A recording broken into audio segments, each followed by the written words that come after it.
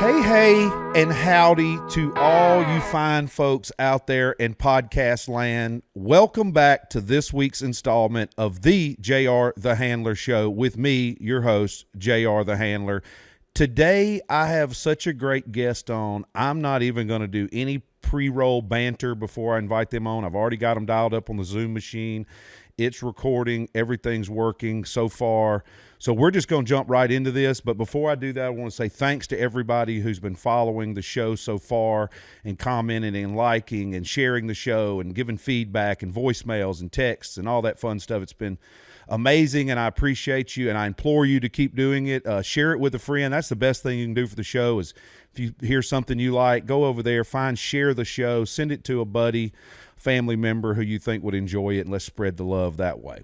Without any further ado, my guest today is probably one of my longest friends from Nashville. I met this guy so early into my career and fairly early into his career that it's so long ago we almost forgot about it. But we'll get into all that and how we got reconnected years later. But today's guest is my friend. I could say so much. He's also friends with most of the guests we've had on so far. I wanted to have him on a few weeks ago after the Jeff Gossett interview because he's one of Jeff's best friends. So hopefully we'll get some dirt on Brother Jeff today too. But without any further ado, my brother, current tour manager for the world-renowned Big and Rich, my boys, my brother, Mr. Chris Tate. How are you, Tater? Howdy. Yes, sir. Yeah, I'm doing good, man. How are you? I'm great, buddy. You asked if I was playing your voicemail when you jumped on earlier. I was not, but I was playing. 424 the Handler. Yes, sir. 424 Handler. Got it is saved in my favorites. I love it. But no, that was the song that played after the song you sent me last night. And I don't know. I'm sure a lot of you folks out there listening and watching do this as well. If you hear a song and it just hits you just right, and you know there's somebody else that would appreciate that. You send it, you screenshot it, send it, somehow you get it on over to them, no matter what time, day or night, just to let them know this is where you're feeling.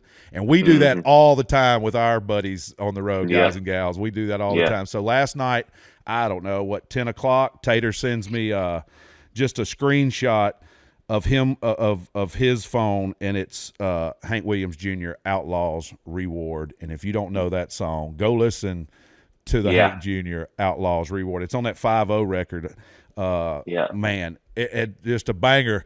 And you sent me that, and I knew what kind of mood you were getting in for the show today, so I was pumped up. But thank you for coming on, buddy. I see the shirt. Yeah, well, man, thanks for having me. Yeah, that inspired the shirt. If anybody out there is watching this on YouTube, I've got my this was a tour they did. I want to say it was for Fruit of the Loom. Yeah, it is. I got the Fruit of the Loom tag on here. They did a tour. I guess they sponsored a tour one year, and it's Charlie Daniels, Hank Jr., Travis Tritt, and Joe D. Messina. Yeah. You know, we're both country music, encyclopedias, so to speak. You might be a level above me. I don't know. We all got our certain volumes in there. We're better. And old Eddie Stubbs is at the top of that list. But I think Hank might have been one of the first touring acts to sell merch. I think he might have been in the beginning phases of that. Now, it was probably way back, before the beard and stuff. But if I remember right, in that world, that he was one of the first artists to start selling his merch out on the road. But that wouldn't surprise me. That wouldn't surprise me. And that probably was Merle Kilgore. Or even prior to that, his mom and the people that before, probably, let's see, he started in the 50s and the 60s. And then by the time he was, that was the late 50s. Well, but they started him so early. Yeah. But I bet, I could imagine they were selling Hank Williams stuff at his shows, still trying to get on that for sure. Yeah. Well, and you got to think too. You mentioned that early on with the merch. people don't realize that touring as we know today, I was telling some people the other day, what we know as touring today was like the early 70s before there were ever trucks and you traveled with equipment and people. Before that, it was just you showed up, you played with what they had, used a local band sometime. I mean, it was the Wild Wild West. And the first equipment they ever used was all Broadway stuff from New York because they were the only ones with the trucks. And back then, if you needed a PA, you needed speakers, you had to have a cabinet shop. There was nowhere to order this stuff. You had to make it. So you think about it just being there since forever, but these things had to start at some point. So that's a good, I don't know. I'd like somebody out there do, I say this all the time. I don't do any research. Any story you hear on here is just something I heard. I don't do any looking up to fact check or anything. That's just the way I heard it. I like it that way. Yeah. So if anybody out there wants to check down on that would be a fun fact to know. Who was the first? Was Hank Jr.? Did Tate just drop a little nugget of info on us there? I mean, again, I haven't researched it on the World Wide Web. That's just something I've heard from some old timers that he was the first one to actually have full on merch at shows. But anyway, wouldn't surprise me. Yeah, and that's where we get most of our info. I mean, we just hear stuff. Right. You hear stuff. Right. That song I sent you last night, I real quick, and then we can get on with whatever. But I happened to be looking on Facebook like a lot of people do, and a video popped up, and I don't know if it was Country Rebel or something, but it was a video they had posted when they were doing Waylon's celebration of life at Nashville. Right. And on stage was Marty Stewart and Tritt and Hank Jr. And they ended it was a video of the end of the night, and Travis was talking about, at Waylon's service, all he could think about in his head was that song that Hank wrote, The Outlaw's Reward. And then that's what they ended the celebration of life with. And that was the video of the three of them doing that song. And I was like, man, I bet there's a lot of people that don't even know the significance of that song, and it was just a moment, we don't, we're running out of artists where that type of celebration and those meaningful songs. I mean, I always joke with John and Kenny about, like Willie's outlived them all. Yeah. And there might be something to his lifestyle that we should take note of, Well, I sure don't mind giving it a try, Yeah, right. Kung Fu and herbs, Yeah. So anyway, I just started. But that's a good point. That hole last night, seeing that video of like, I'm gonna go back and listen to that original cut. Oh, so good. And I've seen that video. So isn't Steve Warner or somebody else on stage with them too? I think it's four of them. He might have been. I know Porter Wagner's the one that is kind of doing the MC. Yeah. But what a great, y'all find that on YouTube. And he kind of brings it out of, in pure Tritt form, he brings it out of Hank. Oh, man. He put it on you. Yeah. Yeah, unbelievable. Anyway. No, but like you said, most of those stories are things we hear. It's in passing on the road. You meet some old timer, they tell you the story. You're sitting at catering, something like that, and that's gold. And that's the heart of this show. Is just everybody's got a story. Everybody's got some tales, and some taller than others, and the internet is full of all this information out there. Why not have the people who were actually there? And anybody can ask the artist, and no knock on any of our artist buddies, but just because it's their tour, they may know the littlest amount of what's going on with any given thing that happens with the tour. Oh, yeah. You know what I'm saying?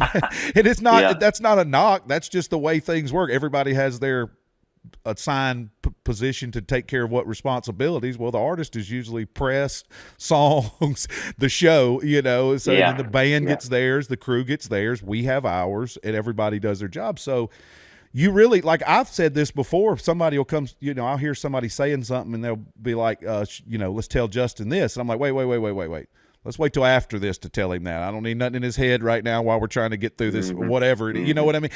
You pick and choose your stuff, and it's not that you don't want them to know everything. Sometimes they just don't need to know everything for whatever reason, as a good tour manager would deem I will get it to them some other time, or there's that also leans into the shady world, is which we know there is an element of that amongst our business. It's just like the world. I think that there's more good than bad, but the bad just get the spotlight a lot of times. Sure. Right. But so you hear bad horror stories, but good TMs like us, I'm doing nothing but trying to help my artist 24/7, whatever to set him, the crew, the band, everybody up for success. And if that means holding some information until a better time to deliver it, or dealing with it outside of them, that is. So I think that a lot of times people just, because you'll hear artists get asked questions, and they just give a generic basketball halftime game comment because they don't really know, and why would they? But they don't want to say that. So, but all of us on the inside, we know all kinds of stuff, and a lot of it's, and none of it's really, and that's what I'd say. This is not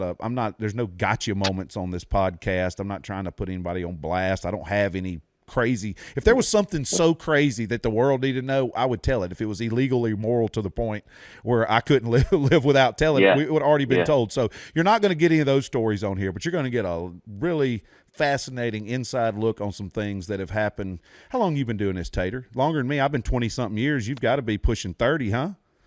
I don't know if it's 30. I'm in 25. I'm somewhere between 22 and 25. Yeah. I mean, it's let's probably go right there at 20. then. I think it's probably right at 22, but yeah. Well, here's a good point. To your point on those stories real quick, I tell my wife all the time, she's a part of this organization in Nashville called, Entrepreneur Organization. She's a business owner and entrepreneur. It's a really great organization, and they have forums that they meet once a month, and it's confidentiality. She can't share with me what they talk about and stuff. That's fine, Dave. I'm going to the grave with plenty of stuff. I don't need any more. I don't need to take any more with me. I'm going to the grave with it. So. And then, just got to outlive a lot of people. That's it. Yeah. So, go ahead. Yeah, you were. Because I always told Tracy Lawrence, I got a few good ones, but I'll wait till way after hopefully nobody will care and tell it on my way out the door too. But they're all just fun rock and roll stuff. I'm going to have Opie on. Hell, Opie may tell them here in a couple of weeks when I have Opie on. There's a legend. There's a legend. Oh, dude, I've got him on. They're on a West Coast run, and he was going to try to make it work while he's out there, but he's going to holler at me when he gets back. But yeah, he says in the text, he's like, these people now have no idea what it was like back in the. And Tracy used to call it. He said, "Buddy, y'all don't even know." No, and you and I don't really. No. We caught the last glimpse. We just hear them. Yeah. We caught the last little glimpse of that. Before the world was on blast and all that kind of stuff in the old school world. It was only one or two artists selling huge venues. You played, nobody was doing stadiums except for Garth, and maybe Straight. The smartphone changed a lot of things. I mean, you and I remember, and a lot of people won't remember this, literally the Atlas in between the seat of the van or up in the bus and pulling over to a payphone to call the bar to make sure someone there was to let us in. I mean, and getting some bartender and trying to find some sound guy or something. That's just it's crazy to think back, but that's when we do it. And on that note, I mentioned earlier when we started that you're one of my oldest friends in the music business out in Nashville world. We met. And I'll set it up, but you can tell your part, and I'll see if I remember it the same way because I've told it a bunch. I may remember it wrong. But we met, this had to have been, I started with Wayne Mills, I think the end of 02 into 03. So this had to be 03, 04, 05 at would have been 05. It would have been 05. Okay. Yes, sir. So in 2005, I'm with the Wayne Mills band. We go to Ruston, Louisiana, Rab's Steakhouse, legendary steakhouse / night, big outdoor venue on the back end. Yeah, out back, big stage, big cool venue there in Ruston, Louisiana, northern Louisiana. And we're going to open for Gary Allan, who in 05, I mean, Gary's still rocking, but in 05, Gary was still rocking. And that was a big get for us. We had played there, the local club scene and stuff, and we got the nod to come in and do the show. And I'm going to set up merch, and there's a strapping young lad setting up Gary's merch right next to me. and Yeah. it's Chris Tate. So we Yeah. meet, shake hands on a semi-muddy, cold field in Louisiana, and that was in '05, and that set off. And then we didn't meet again, and we'll get into that. But what do you remember Yeah. about the Rustin show? So the Rustin show, man, was cold. Yes. It was really cold. And of course, doing merch, as you know, we're the first out there and we're the last to get to the bus. Yep. And I mean, it was cold. Packed house. I remember there was a ton of people there. Remember meeting you. You refreshed my memory on that, but I do remember that now. And then one thing I'll always remember about that show, and I might be wrong, it actually might have been in '06. It might have been in '06. But what I really remember about that show is there was we had a lighting director. Gary had just gotten a lighting package and was carrying a lighting, rig, and it was a younger guy, about the same age of us, Justin Kitchen. And I believe now he's with Luke, been with Luke for several years. But he met a young lady there that night that was from there, and they're married and have Wow. two girls. And I just remember like I was there. I was there when they met. I was in the moment. And I'll always just remember that about that show, other than obviously you and everything. But they met there. They got married. They're still married. They have two girls. He's gone off to do big things, Yeah. design lighting packages and all that stuff. And but anyway, That's amazing. Yeah, that's yeah, real life stuff. That really happens. yeah, yeah. That Love it finds a did. way. It dang sure did. Yeah. That's amazing. So And yeah, well, of course you wouldn't remember. That would make so much more sense that would be the main memory rather than the local regional opening guy's merch guy. So I tell you what I remembered, and we'll get to how we remembered these memories. But what I yeah, remember was, yes, freezing cold. I had rattlesnake boots on, I think, or python boots on, and it was so cold. There's no protection either in those type of boots. They look cool, but man, yeah, on grass, cold, wet, semi-frozen grass. I mean, it was 30 something degrees, 40 degrees yeah, maybe, and in Louisiana yeah, that's cold. yeah, And I remember we set up merch, and then we go chain whatever, come back. And then right before Gary, and we do our set, I come back. Right before Gary goes on, I notice you're not there. I look up a few minutes later. Hell, you're on stage. You've yeah, got the Garth Brooks earpiece microphone, headset microphone on. I believe a cowboy hat, yeah. Definitely hat. Yeah, a belt buckle. You tucked your shirt in by this point. You were belt buckled up, boots and yeah, jeans. yeah. And I want to say maybe a plaid button-up shirt, Snap, pearl snap, pearl yep, snap. pearl Yeah. snap. Had to have pearl snap. Just checking. And a handful of T-shirts rolled up, and you were getting the crowd pumped up before Gary came out on stage. And I said right then, Yeah. I said, "Man, he's cool, but I would never do that. That seems kind of Now a you're little the too." king of it, though. How many Son. jobs can you have on a tour? Yeah, and now that's what I do every night. I go on stage and intro Justin, say similar. I Yeah, just don't throw T-shirts out. I just do my yeah, ridiculous banter. yeah, But I remember that, and I don't remember this part though, and you may or may not. Did you have music out when you were doing that? What was the plan when you would come out for that? How did that get no, asked? How was that set up? Was that something you yeah, initiated? Was it them, management? yeah. So no, I mean, I never had any music. And we can go into how I got going and everything if you Yeah. want here, because Yeah, it'll lead up we to can go back and let's just go from the beginning. So, because I was going to yeah, ask that next, how long would this have been yeah, in your career at this point? yeah, yeah. So you want me to start at the beginning, or what Yeah, do you just want do to? that. Let's Yeah, just go to the top. Where did Tater come yeah. from? How did Tater get in the So music business? Origin story, like a Marvel superhero you are. yeah, so as you know, everybody's got their unique story of how we got in this crazy business and life and everything. And I grew up in a small town in Kansas, just outside of Wichita, and ended up going to a college there and playing baseball, which was a wonderful experience. And when I went there as a freshman, the school stuff came up, and it was like, okay, well, what do you want to do? And I was like, I don't know. I came here to play baseball, and they're like, okay, well, what do you like? And at the time, I was like, oh, I like Sports Center. And they're like, okay, how about sports broadcasting? I was like, sure.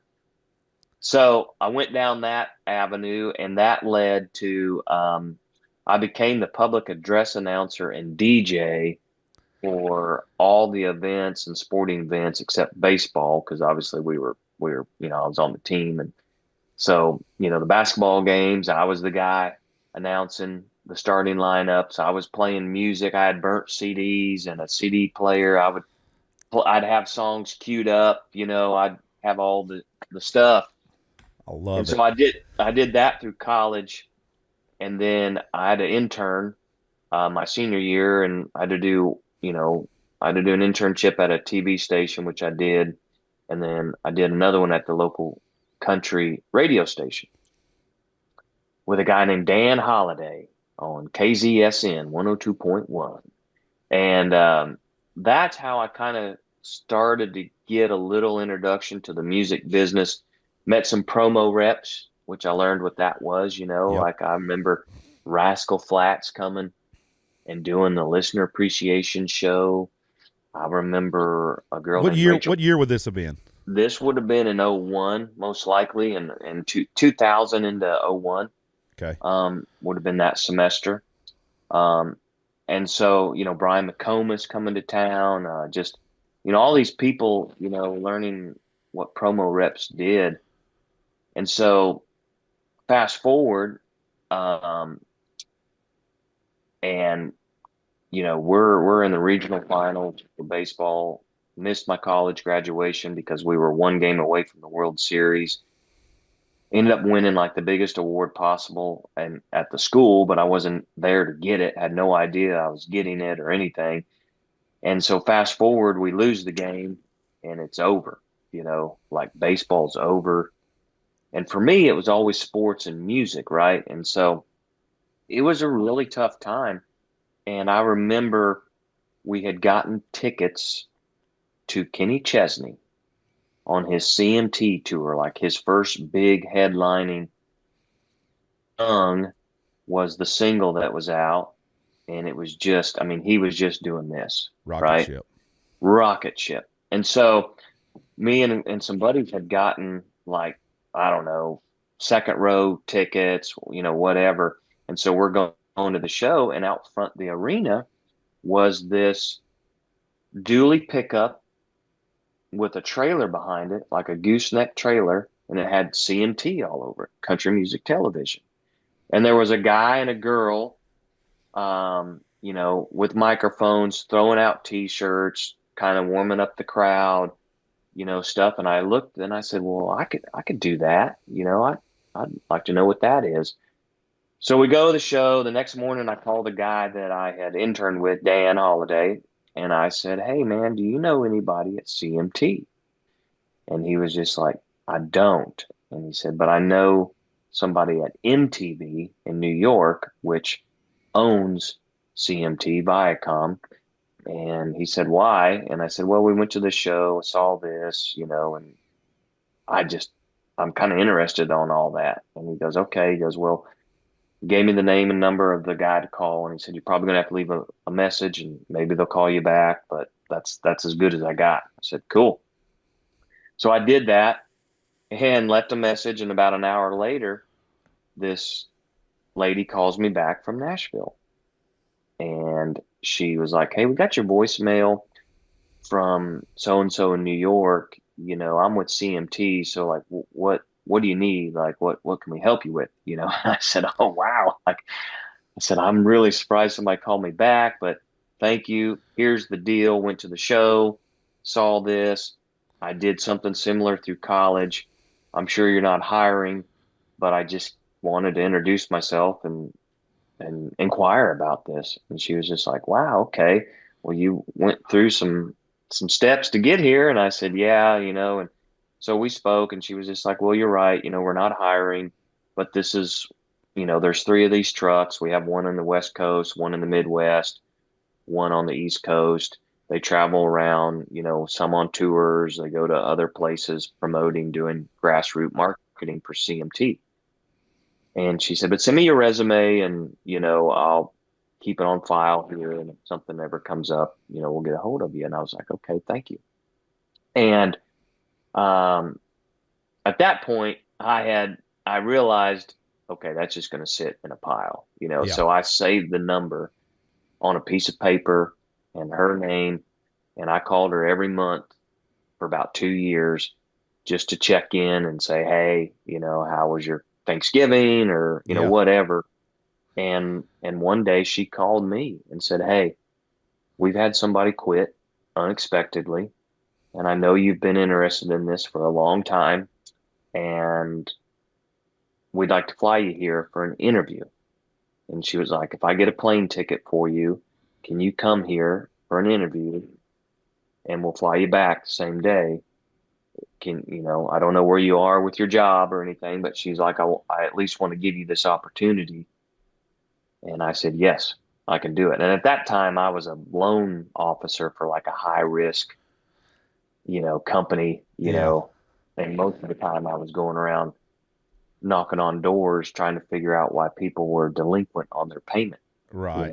Not really a great thing to be doing, Right. And not really what your career ambitions you had set out No, to accomplish. no. I mean, just waiting to get to the wrong house where the guy's been laid off, wife Yeah. left him, and I'm sitting there asking him for his payment for his big screen TV or Yeah. something. It's And like, he's drunk with a oh yeah, shotgun. Oh yeah. you know it, yeah. Oh yeah. So anyway, so I was just like, yes, I can do it, whatever.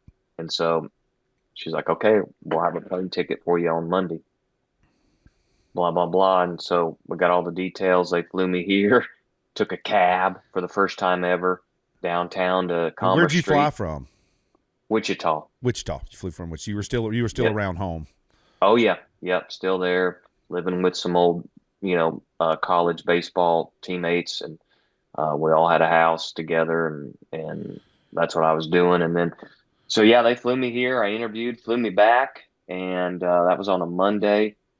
And then they called me the next day and said, "Hey, we want to offer you this job, but here's the deal. We're gonna fly you here next Monday. Um, you'll be gone for the rest of the year. You're gonna be on the truck in the Midwest, but we'll got to fly you here to Nashville, get you boarded, get you some training with the truck and all that stuff." And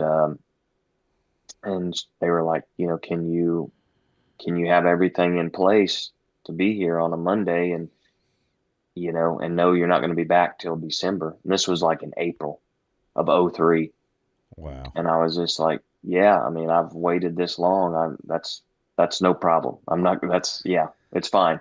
Yep. So that was kind of the deal, and everybody where I worked knew what was going on. And so, I finished out that day and, then took the next day off to kind of get stuff together.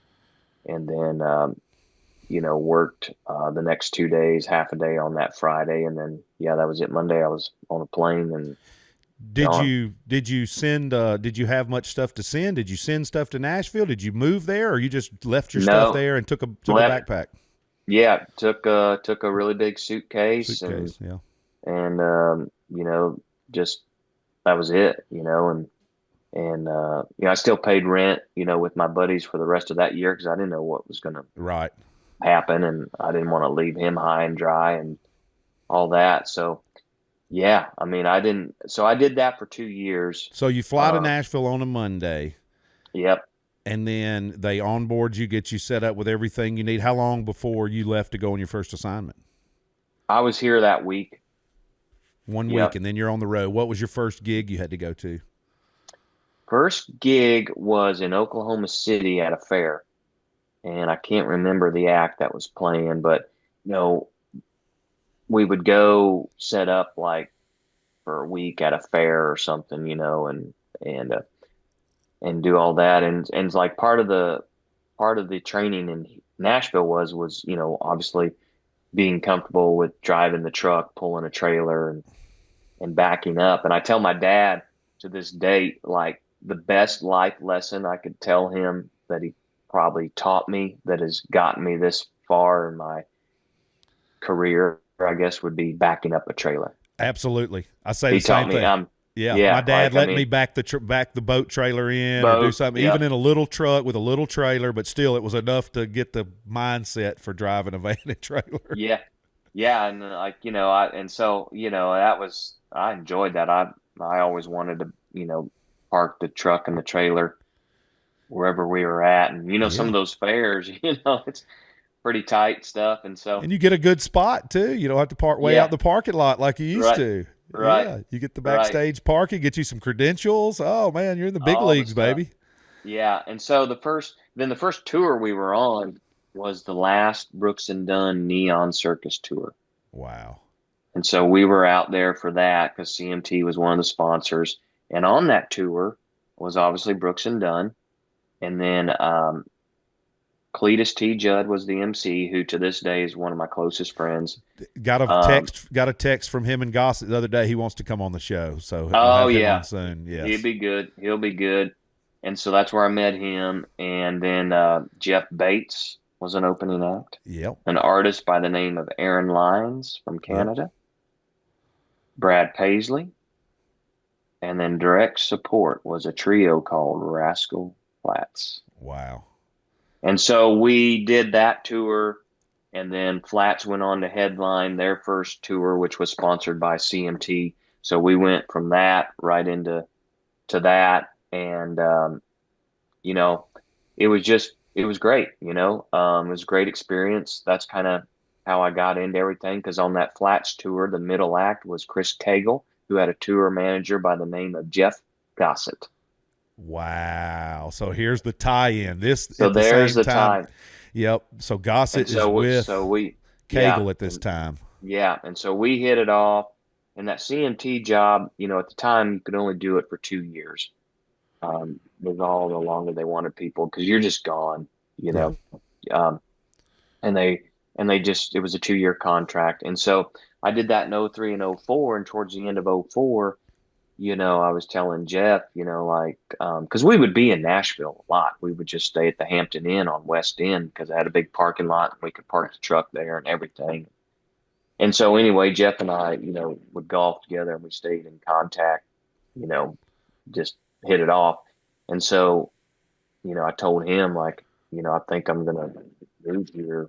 Yeah, I mean, this is where I've made all my connections. And so I moved in with him when he lived down in Spring Hill in January of '05. So that's officially when I got here. But I'll say that to wrap this up, the coolest moment with that job, there were several, but probably the coolest moment in that job for me that made it full circle was, during that time and before I got that, like I said, Chesney was just on the Sky, rocket ship. Mm-hmm. And he had won, I was watching the CMT awards. I worked part-time at a golf course, with my other job. I would do the golf course job too. And we were watching the CMT awards and he won the big award. And he'd given his speech about, hey, I just want to say if there's anybody out there that's got a dream, whether it be music, whatever, just don't stop trying because, it can happen, and so that really kept me going. And then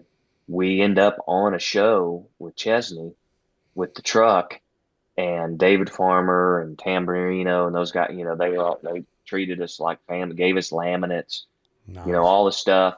And so we're backstage and he's about to go on and Farmer's like, hey, come over here. Do you guys do the shot with us before we go on stage? We go over there and Kenny comes out, he sees us and David introduced us. And I got to tell him, I was like, hey, I want to just tell you, I saw you on this award show and you had said this and I'd been trying to get this job for a long time and it happened. And he was very nice about it. He's like, man, that's what it's about, man. And, Yep. and so then they invited us in to do their crown shot and everything. And, I'm 23 years old, whatever, 24. I'm just like, dang, like, I want to be in on this action regularly. Yeah, well, I was just like, this just happened, you know. Yeah. I was just like, This is wow. happening. I'm here. Here I am doing a shot with Chesney. Yeah.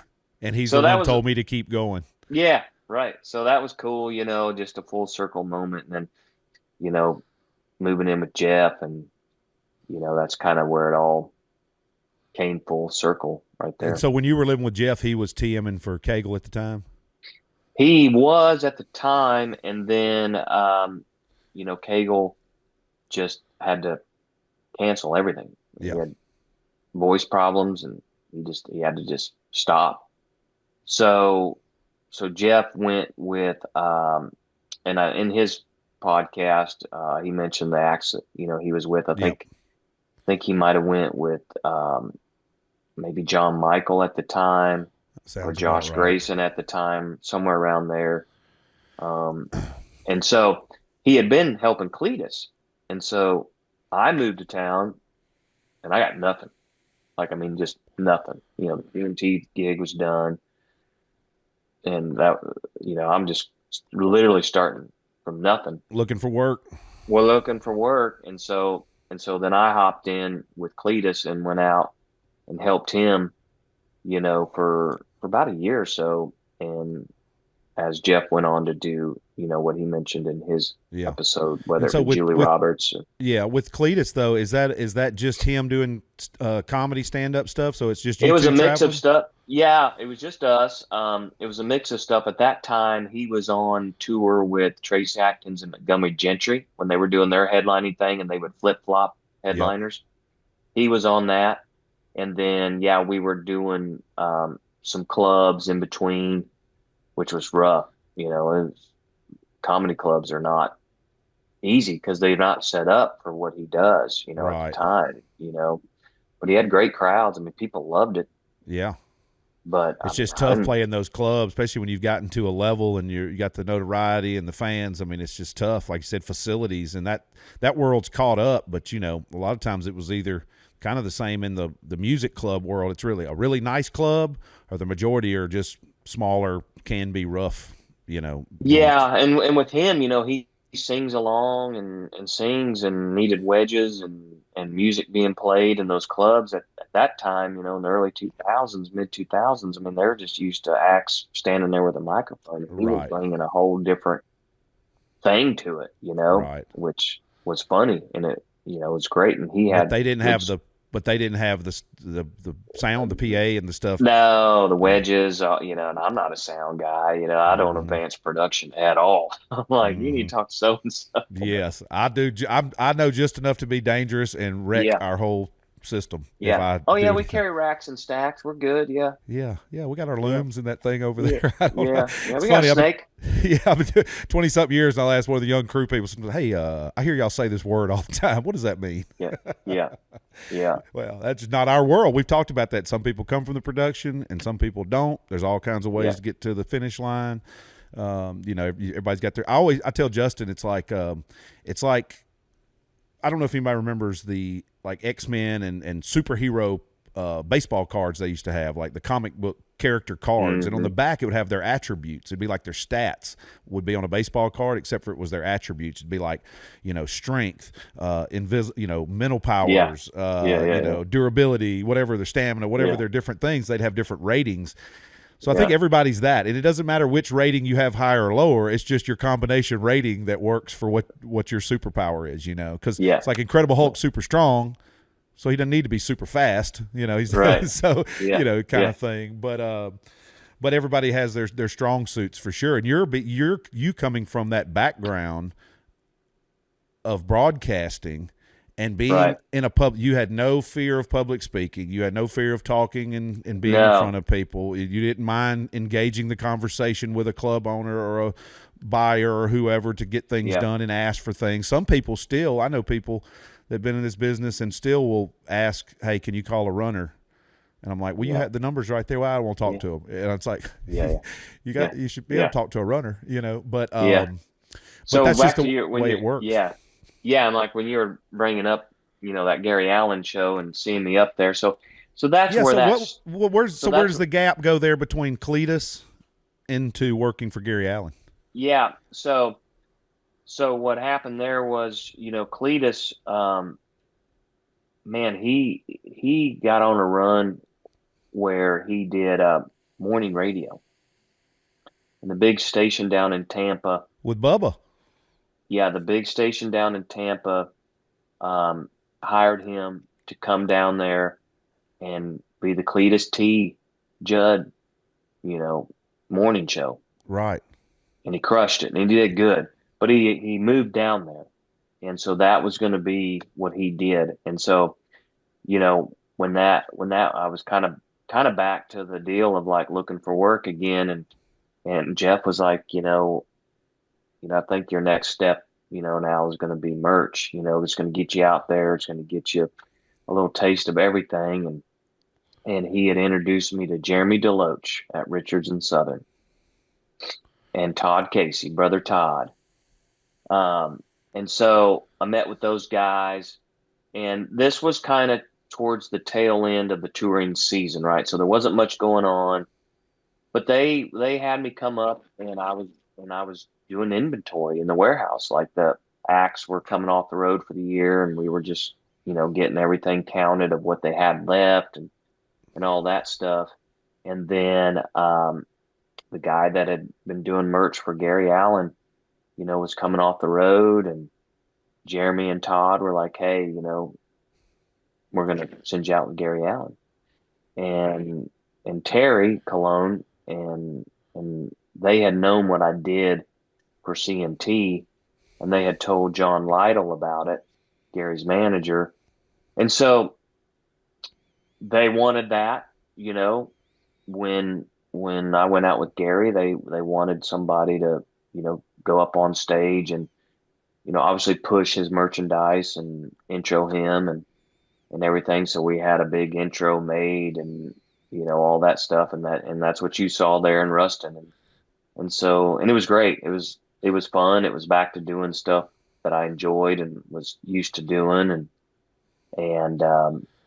Yeah. And so, and it put you on the road full time. You got to be on the bus. Did. You got to be on the Yeah. bus. You got to do the whole band, the crew. The Gary whole had a thing. big team at the time. Probably how many? 3-4 buses at that time, probably. He had 2 buses and had added a semi. And the semi. And the front part was merch. Yep. And so that was my first time of getting there, like really organized stuff. And then he went out on tour with a trio called Rascal Flatts. So here I was back again.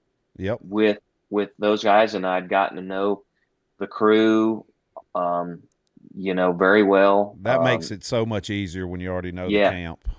Yeah, and so it was a fun summer. That was in 06, summer of 06, to be back out, and one of those guys, John Garber, he and his wife, I was in their wedding. They were in my wedding, me and my wife's wedding, and so yeah, that was a lot of fun.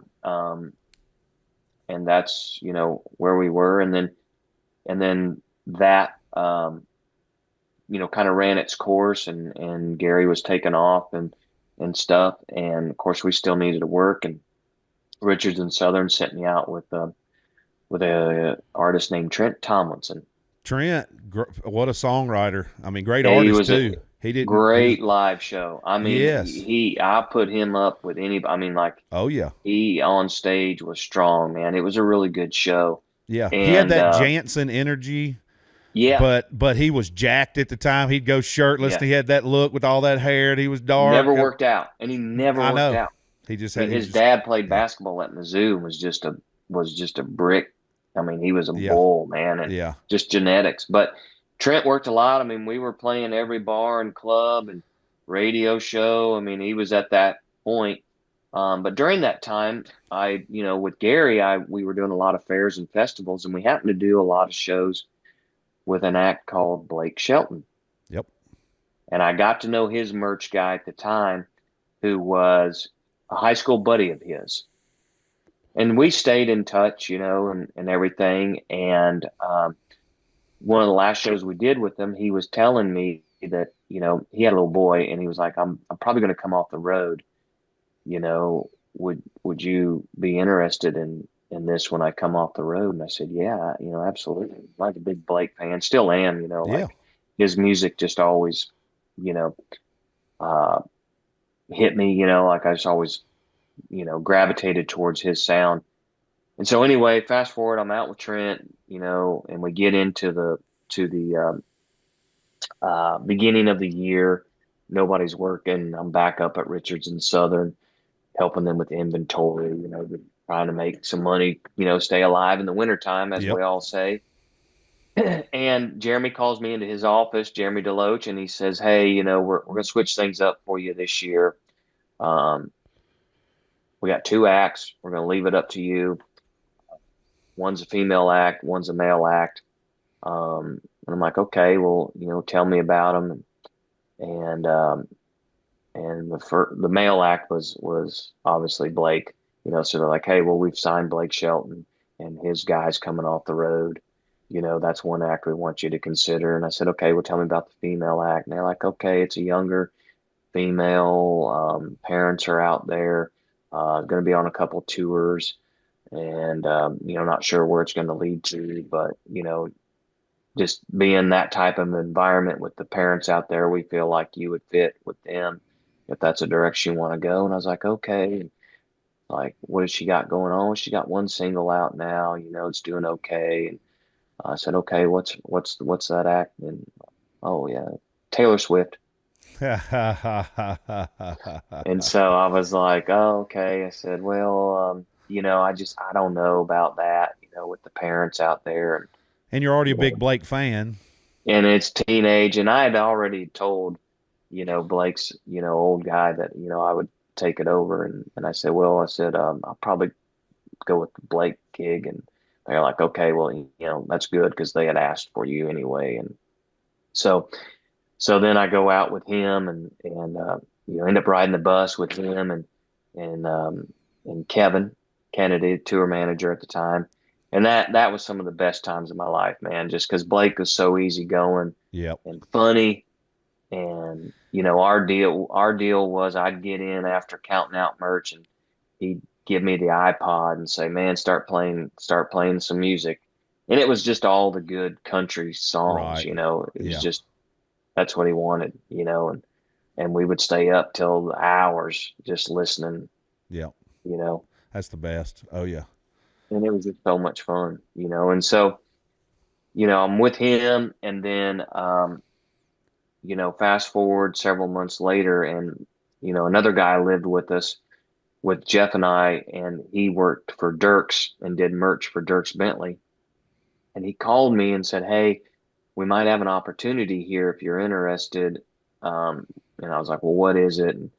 And he was just like, "Well, Dirks just signed a big, you know, sponsorship deal for Bud Light, and they're looking for somebody to kind of be the liaison between Dirks and Bud Light at shows. And I know you've done sponsorship stuff before with CMT, so you know, I was going to put your name in the hat." And I was just like, I was really happy with Blake, but I didn't really work for Blake, you know. Yeah. You were still working for Richards and Southern, Yeah, and it was always going to be that way, you know. which for people who And don't know, Richards and Southern is one of the biggest merchandise companies in the world, in yeah, Nashville for yeah, certain.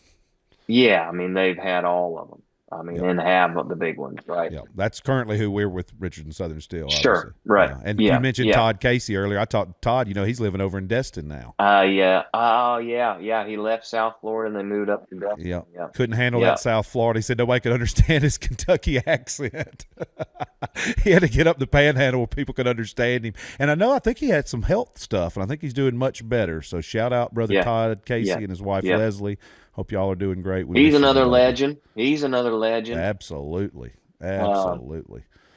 and so anyway, I meet with Dirks and everything, and I decide to jump ship and I go do the sponsorship, you know, with Dirks, which was great. You know, I went to St. Louis to Budweiser and met with those people, which was the first real big time thing I'd ever done. I'm like, Yeah, dang, you know, like this is legit. Like, yeah. wow, you know. And so, you know, I did that for about a year and a half, and then Budweiser sells, and and then I get the call of like their job dropping the program, you know. And you know, Dirks personally calls me. But Dirks is, man, he's up there as Oh far yeah, as, oh yeah. you know, he's probably one of the, if not the best in the business as far as the way he treats his people. He takes care of his people. I mean, we still text to this day. He'll Yep. text me back. He got me going on the cold plunges one year, but so that kind of did its thing, and then once again I'm back to like, well, okay, now what? And I had done everything, but really tour man. I mean, Cletus was tour managing, but it wasn't tour managing in the aspect of a crew and a band and a Right. bus and drivers and everything. And Cagle was back working at the time, and his tour manager had left. And so Jeff, was like, Yep. hey, man, I can call Cagle personally and get you a meeting. And he was managed by Doc McGee at the time, the legend Doc McGee. Legend. And so he set that up, met with Cagle, and that was my dive into tour managing with a full band and a crew and drivers and the whole thing. And so And jumped Cagle, in. and you already knew some back on him because you'd already knew him. But boy, he's a handful too. Still a very passionate singer. We've done some shows with him the last couple of years, and he's still just a great singer. Has great songs. But just he's passionate, buddy. And talking to him backstage, he's usually. I mean, he's on it, buddy. And he's a ball of fun. And like I said, just a great country singer, Texas guy. But I can imagine, and anybody I've ever known that's ever worked with him, boy, they had some good stories about some fun times out on the road with Cagle.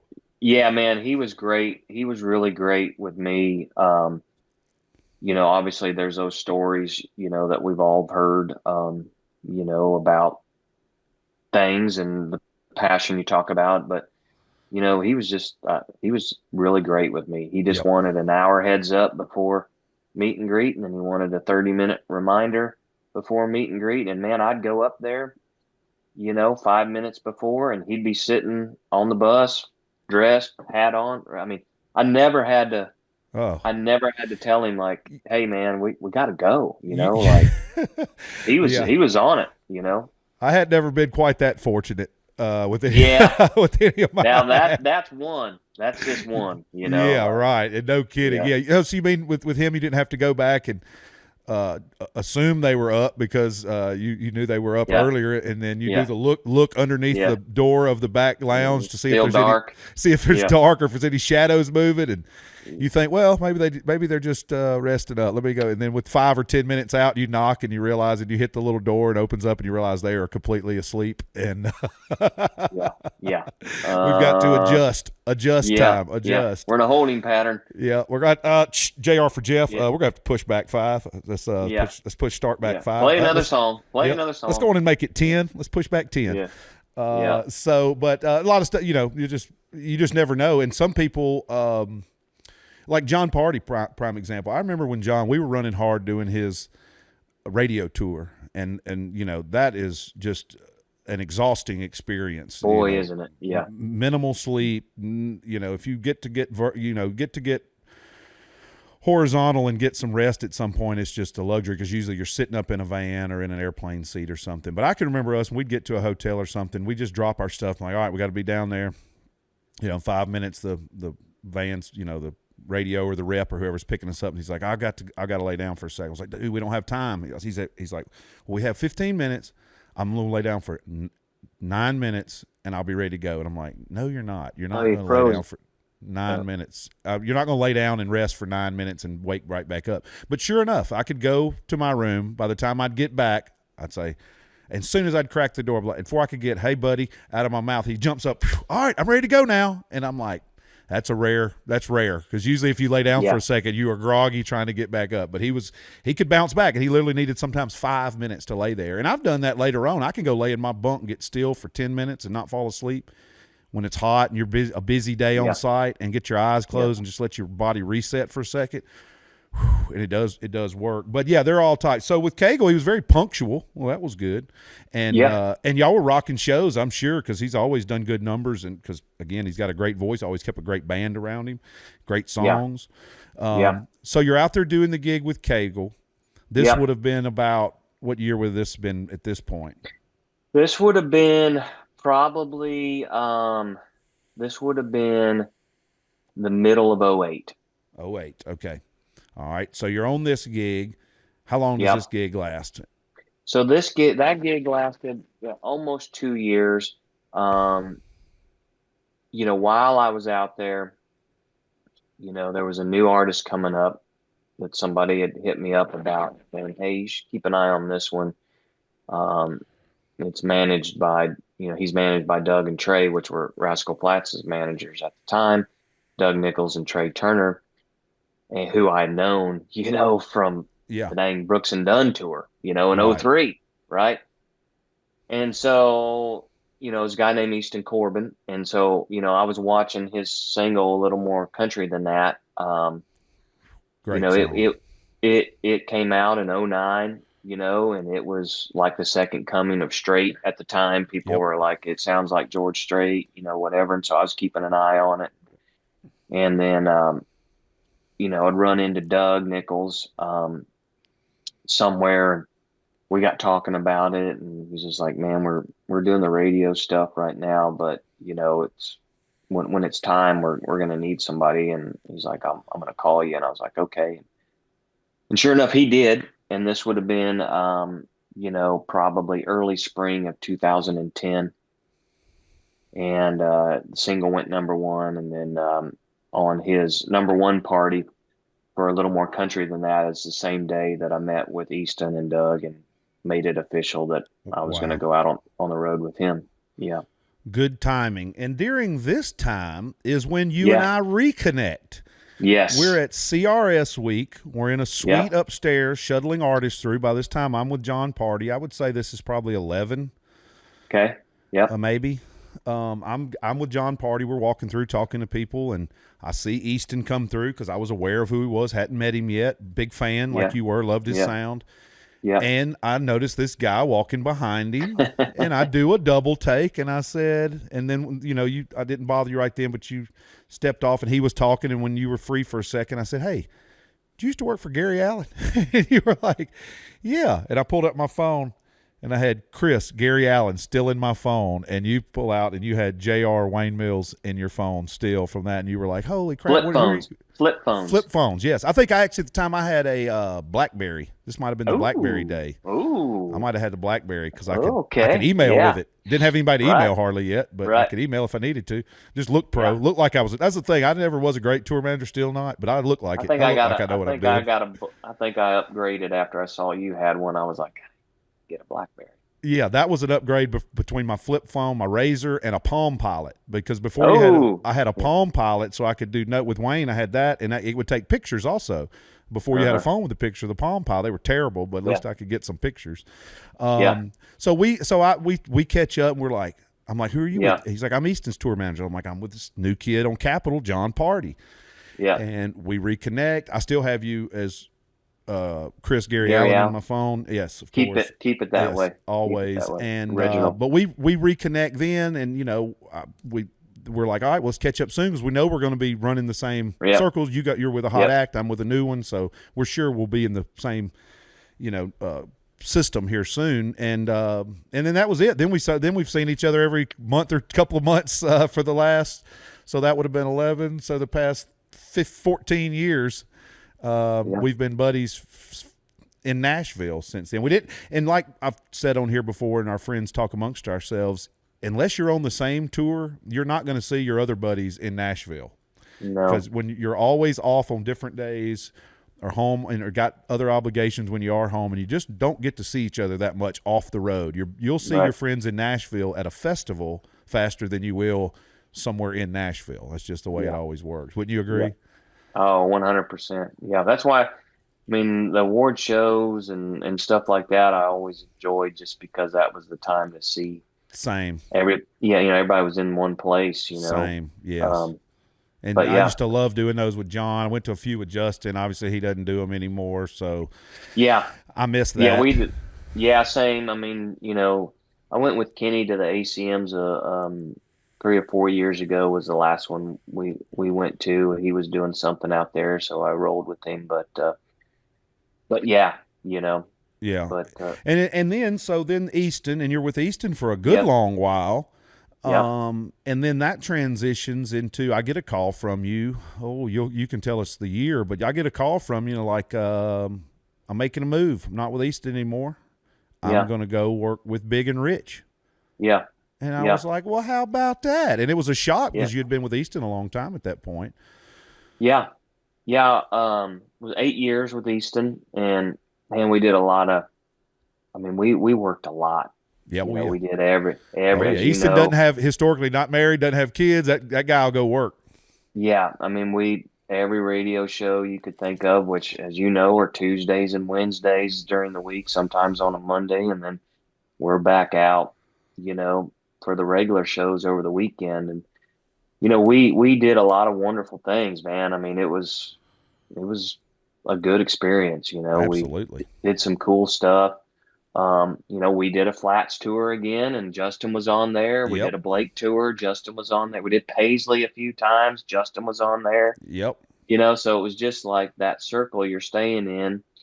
And then, it's just as this business is, it just kind of things run their course and times run out. And I was just gone all the Yeah. time, Yeah. and, Well, and people and don't, and it's not, it's, you hear the stories and you would think, everybody's got their same band, their same crew, their whole career. That's very rare. I mean, very, to get 8 years with one act is a milestone. I mean, yeah, I feel like I'm a rarity because I've only worked for 3 or 4 artists ever, and I've been doing it 20 yeah, something years. yeah, Most move around because things change. Like you're saying, hope none of this ever happens, but when you have vocal problems or you just have to be abruptly stopped for whatever reason, yeah, family situations, you've got kids, you've got things you need to do, career stuff, you want to do a different this, you want to scale down. I mean, there's all kind of different scenarios why things change with the artist and the individual within that camp, that things are what they yeah, are. You may decide you're yeah, done. I got a kid, you come off that. They can't wait for you for a year to come back on the road. They get somebody to fill the spot. It's time to come back. Don't have that spot anymore. They don't really want to just give it up. Well, you find a new gig, and you're with, even if you don't yeah, think, you may go into another business for 2 years and then get back into music. I mean, yeah, it's just, that's very common. And I would say it's the rarity to be with, a guitar player who's been with an act for 30 years is so rare. Same with a tour rare, manager, yeah, any of yeah, that. So things just happen. Things just run their course. yeah. With us, the deal with Mercury had gone away, Yep. right?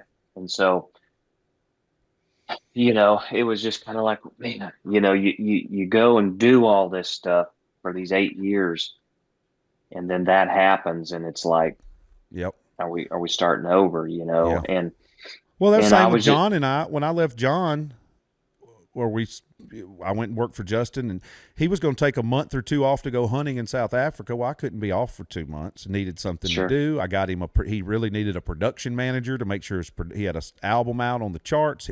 I was trying to half-ass be the production guy. We had to get yeah, somebody that could handle that. So it worked out. It wasn't, I wanted to leave John. I was yeah, mad at John. He wasn't mad at me. That's just like, again, things just happen. And I wasn't going to say, yeah, well, you can't go hunting with your dad on this once in a yeah, lifetime hunt because me and these knuckleheads need a job for a month. I mean, it just right, is what it is. So, yeah, yeah. And so, with him, that's kind of where it was at. The deal had gone away, and there's change in management, and there was just all this stuff, and I was just, I don't you're want to like use the 200 word. something dates on the road a year. I'm like, yeah, maybe I could look for something else. Yeah, it was just, yeah, it was definitely a lot of that, just the unknown of like, man, because it was just like you go and do all that stuff for those many years, and then it never really panned out, to the next level, so to speak. And so I decided to just quit. I didn't have another gig. I didn't have anything lined up. I was just at a point where Chris Tate needed some Chris Tate time. Yep. Like I didn't want to answer a phone call. I didn't want to set another bus call time. I didn't want to call another promoter to advance a show. I You're just like, needed, I don't care what everybody's going to eat for lunch and dinner. no, yeah, I need to just step back here and have some time for myself. And thank God I did. And I got, a few calls right off the bat from some people in our circle, and it was with acts that I knew were going to be. They had a lot going on at the time, but it was going to be, work. I mean, it was going to be radio stuff, and it was going to be, every festival and fair and nightclub in the country and a tour here and there, and I just didn't want to do that at the time. Right. So about a month goes by, and a guy calls me, Eric Hood, who was Easton's monitor guy in the beginning. Well, he was the monitor guy for Big and Rich, and he called me and he said, "Hey, man, I hear you're not with Easton." And I said, "Yeah." I said, "I just kind of been, taking some time." He's like, "You got anything lined up?" And I was just like, "No, I'm just kind of taking my time here, and he was just like, "Well, our tour manager's leaving, and this is what we do. There's about as many dates as we do, and John and Kenny typically fly in and fly out, type of deal. Is that something you'd want to, talk? It's a salary gig. It's whatever." And I said, "Yeah." I said, I'll meet with management if like that sounds okay." And so I met with the manager Charlie Panaccio and Panera Bread on West End. We went and met, Nice. and yeah, and he just kind of told me like, "Hey, John and Kenny, they just want to do this number of dates, and they want to be home as long as they can, and they want to get back as quick as they can, and so they're not going to get on the bus at midnight and go. They're going to fly in the day of, and if we have another show, they'll ride the bus to that show, and then we'll fly home or something." But it's about and it was a pretty good deal, and I was just like, okay, yeah, I'll give it a shot. And here we are 7 years later, and thank God I did, because honestly, I probably wouldn't be married or have a kid Right. had that phone call not happened, because it allowed me to be home. Jolene, my wife, and I had known each other for 12 years, but a lot of that time was during those 8 years with Easton, where I was just gone. And she's a business owner, and she was starting her business up, and there just wasn't the schedule, to Right. be together. And so, you know, the Big and Rich gig allowed me to be home more, and we always stayed in touch, and we, you know, started hanging out more and more. And then 2020 happens, and the quarantine happens, and she was just like, "I don't want to quarantine by myself." And I was like, "I don't want to quarantine by myself." And so we quarantined together, and then that led to, the engagement, and we got married pretty quick in 2020, and we had our son, and it all goes back probably the Big and Rich gig. I mean, had I not taken that gig, that probably didn't happen. Right. You wouldn't have had the time. You wouldn't have been off. You wouldn't have, No, had the freedom and flexibility to attempt these exactly. things. Yep. And that's a big part of it is the free time, having a manageable workload. Some people want to be gone all the time and live and have a storage building, and some of us, it was okay for a little while. Now we've moved on past that Yeah. at this stage in our career. Well, that's interesting, because I didn't know, and we've known each other that long, and there's a few of those gaps in there where I didn't actually even know. And then it's funny, like you mentioned, that all this the so many tie-ins, because when you're mentioning the Flats tour and the Blake tour, I'm like, that was a lot of Justin's early tours. By the time Flat Yep. was huge, he was out opening for them, and Blake, and you were there with them kind of on their way up, and just all the connections there. It's just fascinating, really. And then for us to reconnect with the young artist in Nashville after all those years in a cold field in Louisiana, I mean, just I was so looking forward to telling this story and talking about this when you came on as a guest, because people ask, how'd you get there? This is all parts of that story, and it's so many of them. It's so many little tidbits to add to things Yeah. that make up the grand story. And there's still a pile of stuff in yours that you left out for time's sake, that Oh or yeah. we just forgot because you can't remember everything. No. And No. then we end up working for two artists, like you worked for John and Kenny, which I'm I've known them since the days Yep. of out at White's Creek at the Yep. Richard's Cafe and all that Music stuff. Mafia. The Misfits and all that stuff. I Yeah. was living in White's Creek, Tennessee, right where they all were congregating all the time. So all those connections, and then with Wayne Mills. And then now we both work for these artists that are outspoken, conservative, Republican artists, that Christians that don't get that can get an unfair shake in this business and entertainment in general. And we both happen to work for two strongly opinionated and non-wavering on their values and beliefs and morals on these things. And it's just interesting. It came from a field, Frozen Feet in Louisiana, and here we are working for two artists that we are. Yeah. And we have a mutual super fan, Miss Rachel Ditzy Cowgirl. Yeah. Yeah. And she is always on me. When you do the podcast with Tate, you guys have to set up a JM Big and Rich tour or some shows at least. She said, I'd love to go see she said, y'all are all on the same page on everything. Why don't I get to buy one ticket and see both of you guys? So I told her we would work on that. So I'll mention it. I know Justin would be all about it. So if you get a chance, tell the boys any tour things pop up, and I'll make sure to tell ours. We'd love to do at least a couple of shows together at some point, because I don't think, maybe outside of a festival here and there, I don't think I've done any shows with Big and Rich ever, which is crazy. Well, even with John Party, since we were on tour with Justin until now, we've done one festival together in the last 13 years. Yeah. It's crazy how that plays out.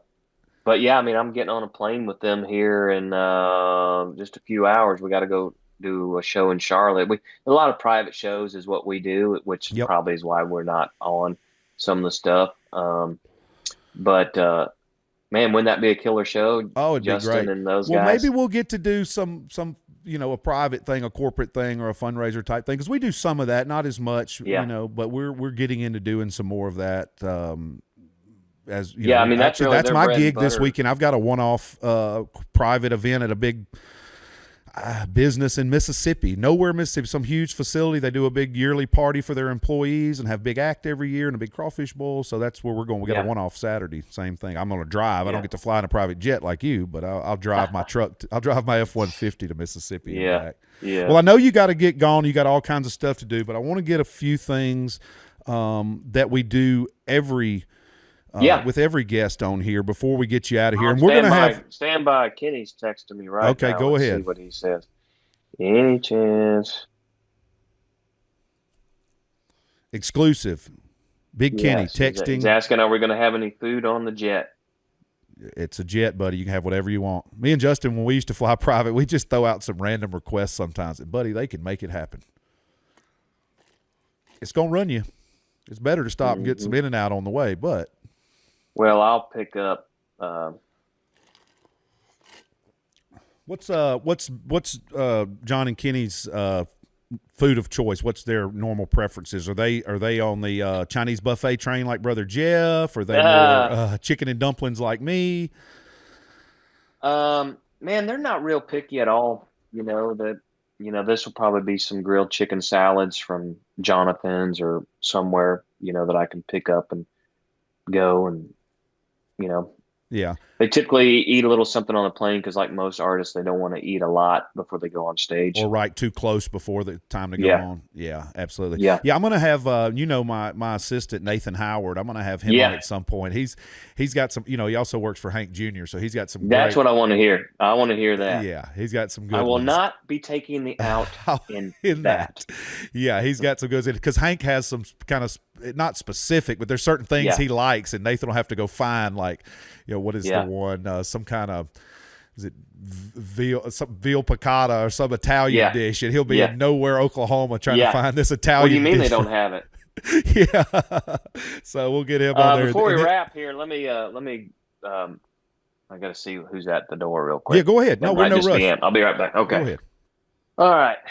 All right. Hit the head while I was up. So. I don't blame you. I'll get this going over here. What's your birthday? My birthday is November 1st, 1978. 11/1/78. I am a 9/11/79. Really? 9/11. Yes, 9/11. How about that? Also, birth date of Alabama legend Paul Bear Bryant. Wow. So Okay. it's his birthday before it was mine, and my cousin John in Louisiana. My mom is 9/12. Shares a birthday with George Jones. Oh, so we're November 1st, 1978. I'll do this first. We do several things on the way out here with each one of our guests. One of them I wanted to do is big number in your phone. Who, and you've got some good ones, buddy, of all the numbers you have in your phone, if you had one that either people would think is like, wow, I can't believe they got the number, or to you personally, you're like, of all the numbers I have, this one is kind of surprising that I have this number. What's the I got biggest this number? guy. I got this guy's name and number that goes by the handler in here. Well, you got to dream bigger, buddy. Well, as I'm sure you know, I mean, artists change their number all the time. Yeah. So, Oh yeah. I mean, But is there an athlete? I doubt Blake's number is the same as it was. But Dirks is in there. The guys from Platts are in there. Obviously, John and Kenny are, they're in there. Stone Cold Steve Austin in the non-country world. That's what I'm talking about. Now we're talking. Yeah, he and I text quite often. I was out. We actually got to go to his house last year. We were out. We went to his ranch. He is neighbors with Cody, who produces this podcast, is one of Justin's manager. Steve bought the land next to his grandparents out in Nevada.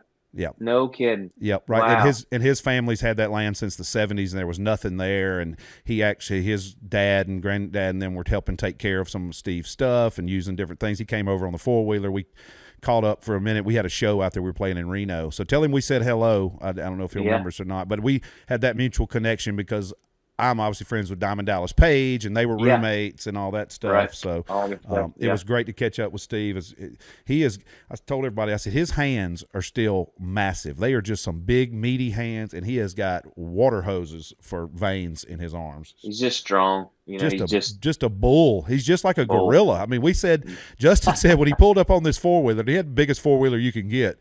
It looks like he could have just pulled up on it and just put it over his back when he got there. That's how he was just manhandling it. Yeah. But that's a good one. And I thought you would have said the president. I figured you would have had a president's number or two. I don't have his, but it's funny. I mean, I do have some people in there. I mean, John, it's just so random. Like, he'll put me on an email with somebody. I mean, there's people like Newt Gingrich, Christy Noem. Yeah. I'm sure Sarah Huckabee, I'm sure you guys are tight with her. Oh, yeah. Like her, She's Bongino. And you're friends with Tommy, the anchor that does all the political stuff. Tommy, what's her name? Tommy Lahren. Yeah, she's in there. Yeah, I'm sure she's in there. I know you're buddies with her. Wow. Yeah. Well, that's some good ones. We're gonna go with Stone Cold because I bet most people would lose. He's probably got the most followers. Yeah, if you went by social media numbers. Right. He's up there. Well, and you should get him on here. I need to. He doesn't do a lot of this stuff, but he was one of the inspirations for me actually doing a podcast. If you want to go back and listen to some good information, if you like pro wrestling, especially music sprinkled in there because he's a big country fan. He is, yeah. And most of those wrestlers were, if you've watched any of the Young Rock or any of that stuff. But the Stone Cold Steve Austin podcast, Unleashed with Stone Cold, was a great podcast, and it's one of the first ones I listened to it before I listened to Joe Rogan. That and Jim Ross, the Ross Report with Jim Ross. Those are two podcasts I listened to before anything, and they're both great. It's interesting, getting to know him and just talking business stuff. It's very similar to us as far as logistics stuff. I mean, they travel, in between. They get to the venue. They got dressing rooms. They got catering. They got everything's based off time, which our world runs off time. What time do we leave? What time do we get there? When do we load in? When do we eat? When do we play? When do we leave? All the same stuff. It's interesting, but. And kind of working your way up, paying the dues too. When you start out there, you're in your car and you're driving yourself, and you don't have any help, and you're not getting paid crap, and then whatever And then now stage. some of them lease buses from the same bus companies that we use, you know. Yep, and fly. I mean, when I pull up to get on the crew bus the other week, because I fly to Nashville some and I'll just jump on the crew bus. There's all the WWE buses in the parking lot out there, and I'm like, right. yeah, they're based out of here too. Well, the next thing I have on here is birthday number 1. So in November 1st, 1978, your parents are pulling out of the parking lot of the hospital there. Joplin, Missouri. In Joplin, Missouri. It's a fine November day. Wasn't storming, wasn't too cold. Beautiful day. The sun broke through the clouds just a little as they're pulling out. And they turn on the radio, and Lon Helton's on there saying the number 1 song in country music today is... I might have an idea. Can I get a hint? Wow. Male artist.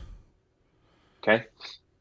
Actually just did a big farewell last show in town thing for him last year with a bunch of acts. Can't remember if you were there or not. Was not. He, dominated the charts in the 80s. Facial hair or no facial hair? No facial hair. Oh. Man, I was going to guess, and a unique artist in a way of had a disability he turned into an ability and never shied from it and used it. Well, then that would tell me Mel Tillis, but I was thinking it was going to be Kenny Rogers, the gambler. Ooh, that'd be a good one. This similar era, more of a straight country guy. A disability would be a disability, but never slowed him down. Several other artists, similar disability over the years, become Ronnie Millsap. There you go. What song? Let's Take the Long Way Around the World. Oh man, yeah. That makes so much sense for you too. You're born, and that's it. Let's take the long way around the world. Your parents probably drove around just to let you sleep and look at you while they were driving you home that day. I almost guessed Elvira. You know what? That's in that era too. Do you know what mine was the next year? About roughly a little less than a year later. Give me a hint. Birth name Harold Lloyd Jenkins. Oh, that's Conway Twitty. The song, I May Never Get to Heaven. Oh. But I want fitting. Came mighty close. Ain't that something how they work those out? Isn't that something how that always works out? How about Conway Twitty? I'm a dreamer and you're the dream. Oh, so many good ones. I mean, with that velour jumpsuit, with that chest hair hanging out and his emblem and that hair, perfect. Every woman in the crowd losing their mind. All right, take his pick. Absolutely. Ronnie Long Way. All right, next number we've got, or next item we have, Mount Rushmore of music. Doesn't have to be country, just your personal Mount Rushmore of music. Oh, yeah, man. I think about this a lot. I get asked this a lot, too. It's almost impossible to answer, right? But how many are we putting on the mountain? 4. Just 4. 4. Can be a group, can be a duo, counts as one. Well, I think you have to have Elvis and Michael Jackson on there. As far as music, I mean, when you think about what they did to the music business, they're just what they did. I mean, I just think those two are undeniable as far as that. And then that's where it gets tough for me, because obviously I think you got to have Garth and George on there, at some point, somewhere maybe, but there's so many you could list, Haggard, I mean, all of the highwaymen, anybody, Hank Sr., Hank Jr. Yeah, my thing with Hank Sr. is I respect it a lot, but he died so young, right? Yeah, right. And so when you start thinking about that, like Keith Whitley, same with Keith, a huge Keith fan, and he would have been George Strait had or Yeah. in that realm, you'd have to think. And not to cut you off, but I always use that too when people talk about country.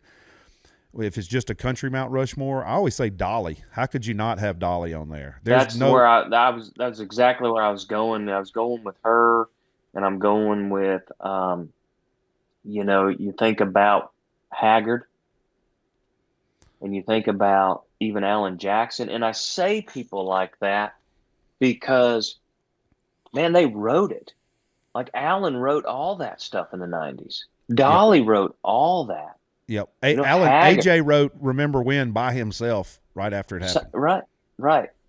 And Dolly wrote all that. And Haggard, you think of all that stuff. I mean, he was a poet. Obviously you got Johnny Cash, like big argument there for him, But it's just. And then a lot of people is the Waylon thing. People will say, "Well, if you got Merle and Waylon, I mean, how do you pick between Merle and Waylon?" Then it's just a personal. preference. Like you could have a Mount Rushmore of just the Highwaymen and say, bam, they get their own mountain. Absolutely. But for me, as far, I think you got to have Elvis and Michael Jackson on it as far as when you're talking music. And then, to your point about Dolly, I think Dolly's got to be on there because you think about what she has done and she's continuing to do, and what she does outside of music, her charitable work. I mean, my son gets a book. He thinks he gets a book every month from Dolly. Yeah. She's got that book program. Right. And he's like, "Oh, Miss Dolly sent me a book," That's awesome. Things like that. And the movies. I mean, the movies. Movies. Yeah, I mean, Last Little Whorehouse in Texas, son. LaGrange, Texas. Yeah, absolutely. ZZ Top wrote a song. I could watch it every day of my life. On the boat yesterday. It's so crazy. That's a real true story about a whorehouse in Texas. And ZZ Top wrote LaGrange about it. And then they have a movie with Burt Reynolds and Dolly Parton in Hard Candy Christmas. That's it. And then 9 to 5 and all that stuff. And I said that before, like a lot of these artists, and even Elvis and Michael Jackson, different mediums, but the biggest acts normally had crossover success to some level. Even the Highwaymen, Johnny Cash, all those guys, they were in a ton of Westerns and not big successful movies, but they were in a ton of different types of movies back in the day. And they would host the New Year's Eve celebrations, and they did the work outside of that. So I've asked people, is Dolly without 9 to 5? Is George Strait without Pure Country? Is Elvis without all those crappy movies? My answer is yes. And then you look, you think they still rise to the same level of success? See, I don't think, man. I think that there's the casual fans, and you get the everyday people who don't listen to country that are outside of rural America. It takes something like a crossover, like a movie, like a Blake and Luke and them getting on these reality shows and being host. It just takes it to another level to where the people that don't leave their house after dark but do watch morning television and nighttime TV are now immersed in it. The same with the straight thing. Even if you weren't a country music fan in that era, you went and watched Pure Country and then you got it, same with 9 to 5, all those. But maybe not. We'll never know. I think there's an argument for Millsap to be on the Mount Rushmore. I mean, you listen to his 40 greatest hits. Yeah. Well, and Conway Twitty had the record before Strait. Yeah. I mean, it's so good, but it's too hard to do. And going back to that too is the rise of Lainey Wilson. Has she not on Yellowstone? Does that not help? Yeah, I mean that's a good question. You like to think so, but that stuff that puts you on a mainstream audience of people in another state that don't go to country concerts. Sure. That are now going to download your stuff or go look you up and follow you on something. So I think it's all part of it. And Willie, you think about Willie. He only had a couple of number ones at best, but he's always relevant because of the aura. Yeah. Same with Charlie Daniels, 1 or 2 big hits on everything. And Charlie has an argument to be on that too, just because of notoriety. I mean, he's been in everything, King of the Hill, this, that. I mean, the guy with the fiddle, Charlie Daniels, never went down to Georgia. Everybody knows what that's about, Yeah. So. Yeah. Reba. Reba. You know, I felt like that's Dolly. Then it was Reba kind of going in. And I feel like Laney's kind of doing that same role. You're good on TV. Yeah. They know how to work it. They like doing that stuff. So yeah, great list there. Before we let you go, I'm gonna play one thing. You know, we have the 424 handler line, like Tater said earlier, and I've got a couple of voicemails I want to play. And this is one I've got a week or so ago from a friend, and this is a question he asked, and I thought we could answer it together. Okay.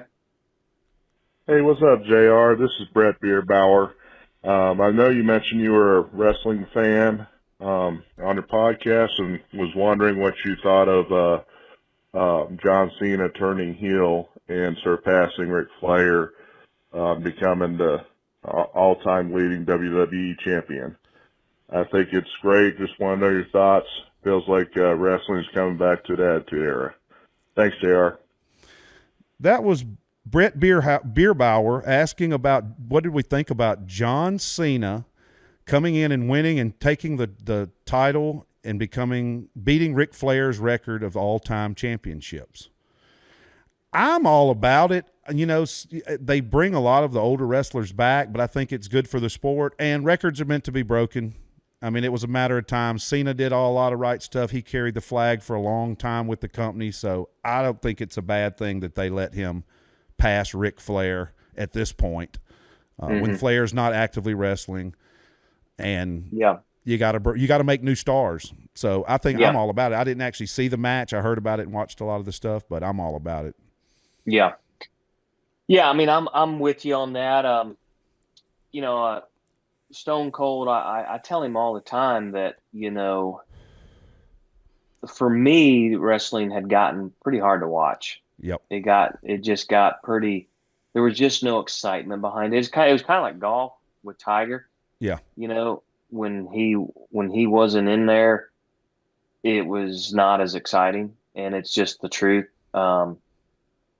And I think finally WWE is figuring that out, that the business needed a jolt, needed something, bringing the Rock back like what they did for that run. And I think I heard it in that voicemail. The guy was talking about bringing some of the Attitude Era back. Yes. Is that what he said? Yes. Is that what he said in that?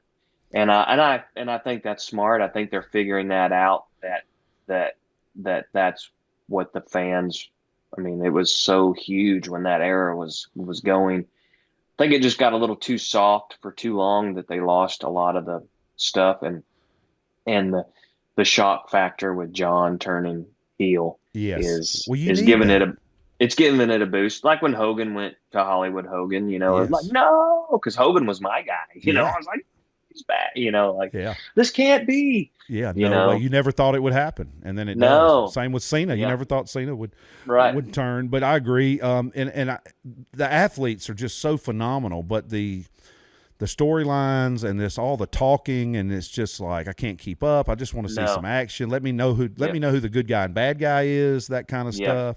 But it goes in waves. Same with music. You know, keep it simple. Yep. Keep it simple. I've always heard it's like a 12-hour clock, music, and I guess you could do the wrestling too. You know, it starts out from just dead center normal, and then it starts getting more extreme, and when it gets to its fullest extremeness, it has to reset and get more folky back to its roots, and then starts the cycle over. That kind of makes sense. I'm going to do one more, and I know you got to get out of here today, but I thought this was a great one, and you might even recognize this guy's voice. Let's see. JR, it's Pony Boy. You tell him I'm coming, and hell's coming with me. You tell him. I don't know who that guy was, but I'd love to get him on this podcast sometimes. Yeah. Well, you got him, son. Well, buddy, thank you so. Yeah, I know it. Well, thank you so much for joining me today. I look forward to doing it again soon. It'd be great to have you back on. We'll talk. Maybe we can get Jeff and Cletus, and we'll all do a big group thing sometime. That would be fun. Might have to have a radio edit version of that. Yeah, right. Well, that's a good thing. None of this is live. We can always Yeah. chop and block and whatever we need to do. The So magic, we the should go magic of live television. with us all. Just do a live one sometime and see how it goes. We should just leave mine muted and let you all just go. Yeah, hey, I'm not implementing. I don't know. Something was wrong here. Well, hey, I want to say thank you for having me, and I want to say that I'm proud of you, and I think this is awesome what you're doing. I think it's really cool to hear people's stories. I mean, we know a handful of buddies' stories just from knowing them, but some of these people that I don't know that you're having on, it's interesting to hear. Like John, Boston Johnny. I listened, I listened to that one the other day, and it was cool to hear that story and how he came through and the FGL stuff and the Chase Rice stuff. I mean, it was just like, man, I get it. Yeah. You just find a way. Find a way, and we've all got them, and there's thousands of us. There is, yeah. So it's very interesting. We'll keep it rocking, man. I will, brother. Well, thank you for your time. Tell everybody we said hello. Y'all go find my brother same. Chris Tate on socials. Y'all friend him up, all that good stuff. Send us any questions you have. You can send them to me at JR the Handler, jrthehandler.com. Or 424-HANDLER. You can leave us a voicemail or a text on there if you got any questions or comments about this episode, and we'll have Chris on again to answer any of those, or we can just comment them on the future. But again, thank you to my old buddy Chris Tate. Hope to see you at a show soon. If y'all go to a big and rich show anytime soon, y'all look for old Tate up there and give him a wave and tell him you heard him on the JR the Handler show. And we'll see you next time, brother. Thank you. Well, I hope everybody enjoyed that as much as I did. That was my old buddy Chris Tate, the Tater himself. I thought that was a great backstory, fascinating. I didn't know some of that myself, and I've known him for all these years, which should happen regularly, because a lot of these things, we may or may not have talked about sometime, and some of these things we just never came up. Like a couple of those acts he worked with, I had never known that. But we're going to get out of here for today. Thank y'all for tuning in as always. Spread the love. Like I said, the biggest thing you can do for this show is to just share this episode with someone you think that may like it, or share the whole show with someone who you think may like it. Like, rate, comment. That really helps. If you don't mind rating the show on Apple in those different formats, please do. Leave a little review and just say, hey, enjoyed it. Just something quick and simple. That all helps. Please do that. All the socials. Go check us out on YouTube. You can watch the show and all that fun stuff there. Like, subscribe there as well. You can go to jrthehandler.com for links to everything. Come see me at a show soon. Before we get out of here today, I'm going to read a selection, of my Charlie Daniels Let's All Make the Day Count book, The Everyday Wisdom of Charlie Daniels. Number 72, Admit Defeat. Whoever tries to hide his sins will not succeed, but the one who confesses his sins and leaves them behind will find mercy. Proverbs 28:13.